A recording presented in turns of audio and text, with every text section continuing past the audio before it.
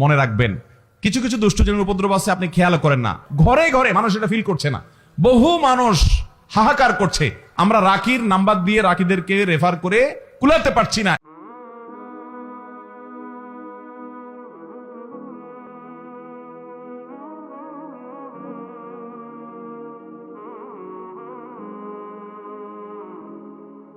মানুষ আক্রান্ত, বাচ্চা কাচ্চা অস্বাভাবিক দুষ্টামি করে, মানে সীমাহীন, মানে কোনো স্বাভাবিক কিছু না।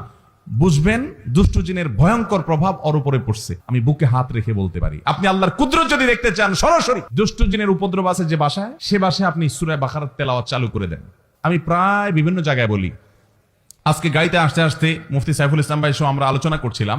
সাইফুল ইসলাম ভাইয়ের কাছে আমার সামনে একটা ফোন আসলো, উনি ধানমন্ডি তাকওয়া মসজিদের খতিব, ওখান থেকে বলে যে ধানমন্ডির মতো রিচ এলাকাতে, সব ধনীদের এলাকা, সারা দেশের বড় বড় পয়সাপাতি যাদের তারা থাকে, ব্যবসায়ীরা থাকে, মন্ত্রী মিনিস্টাররা থাকে, বলছে এই এলাকাতে, উনি যেহেতু ওখানকার বড় মসজিদের খতিব তাকওয়া মসজিদের, উনি বললেন যে ভাই এত পরিমাণ জিনে ধরা রোগী এবং ব্ল্যাক ম্যাজিক অর্থাৎ জাদুগ্রস্ত রোগীর খবর আসে বলার মতো না।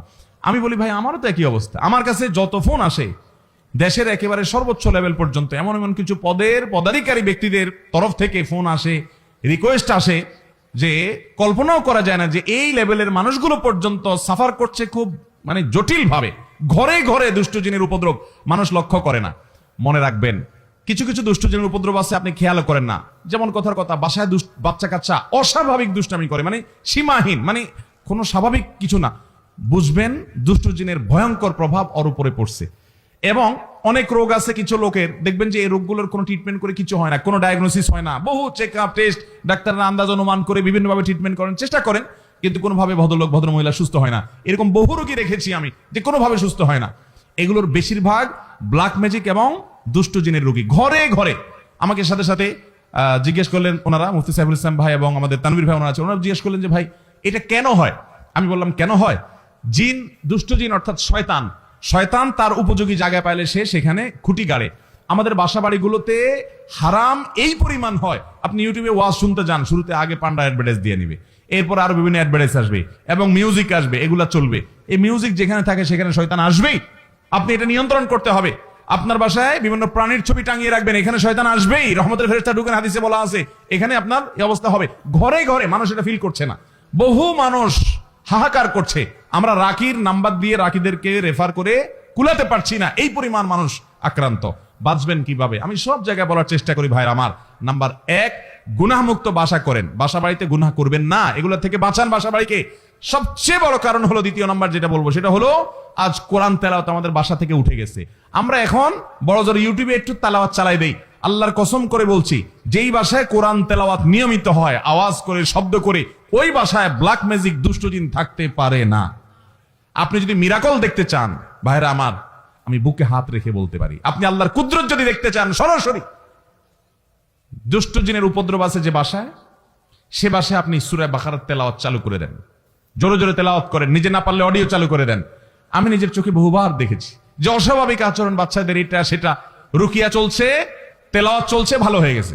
আমার পরিচিত এক বোন আছেন, বোন বলতে আমার আপন বোন না, দুঃসম্পর্কীয়, উনি আমেরিকাতে থাকেন, অনেক বড় ব্যবসায়ী। ওনার বাসায় ভয়ঙ্কর অবস্থা, মেয়েরা কোরআন তেলাওয়াত চালাইলে পাগলের মতো হয়ে যায়, কোনোভাবে সহ্য করতে পারে না, বলে যে বন্ধ করো এটা যেভাবেই হোক। এবং হাজার হাজার কোটি টাকার মালিক ওনারা, বাফেলোতে আমেরিকাতে থাকেন। আমাকে বলেন ভাই কি করা যায়, আমি রুকিয়ার অ্যাপ দিলাম, বলে যে কোনোভাবে তেলাওয়াত শুনতে রাজি না। আমি বললাম যে ওদেরকে যদি বেঁধে রেখে হলেও আপনি কিছুদিন শোনাতে পারেন, দেখবেন ট্রিটমেন্ট হয়ে গেছে। আমাকে গত সপ্তাহ না তার আগের সপ্তাহ যেন কয়েকদিন আগে আমাকে জানালেন যে ভাই আপনি না দেখলে বিশ্বাস করবেন না যে আমার মেয়েরা এখন এতটা স্বাভাবিক হয়ে গেছে যে কোরআন তেলাওয়াত শোনা ছাড়া এখন ওরা ঠিক থাকতে পারে না, কিন্তু প্রথম সহ্য করতে পারতো না। আমার বাসায়, আমি তো এলাকার সন্তান আপনাদের লক্ষ্মীপুরের, বশিরপুর আমার গ্রাম, সেখানে একদিন সকালবেলা আমার এক নিকটাত্মীয় এক ছেলেকে নিয়ে আসছে, ইয়াং ছেলে, যুবক মানুষ, সৌদি আরবে ছিল, বলে বিদেশ থেকে চলে আসছে। কি হয়েছে, সে আজানের আওয়াজ হলে শুনতে পায় না, তার পুরো শরীর বাঁকা হয়ে যায়। এবং সে বলে যে তখন তার শরীর এমন শক্ত হয়, টোকা দিলে মনে হয় যে বিষাক্ত সাপ দংশন করছে, পাথরের মতো হয়ে যায়। আমার চোখের সামনে দেখলাম জোহরের আজান শুরু হলো, সে আসছে অনেক আগে, বসতে বসতে 100 পর্যায়ে জোহরের আজান শুরু হলো, দেখলাম যে সে বাঁকা হয়ে যাচ্ছে এবং শক্ত হাট হয়ে যাচ্ছে। ভাইরা আমার, এগুলো কিছু হয়তো খুব দৃশ্যমান বোঝা যায়, আর ম্যাক্সিমাম ঘরে ঘরে বোঝার উপায় নেই। এটার মূল ট্রিটমেন্ট হলো কোরআনে কারিমের তেলাওয়াত। আজ মুসলমানের ঘরে কোরআন তেলাওয়াত, মুসলমানের যুবকরা আজ গান শুনে, আজ ঘরে ঘরে মহিলাদের মোবাইলে হারাম জিনিস দেখে, পর্ন ভিডিও এত পরিমাণ দেখে যুবকরা, এমন একজন যুবক পাওয়া হাজার হাজার যুবকের মধ্যে কঠিন হয়ে গেছে, যে যুবক বুকে হাত দিয়ে দাঁড়িয়ে বলতে পারবে এই দুই চোখ জীবনে কোনোদিন কোনো নোংরা ভিডিও দেখে নাই আলহামদুলিল্লাহ। এরকম যুবক পাওয়া যায় না ভাইরা।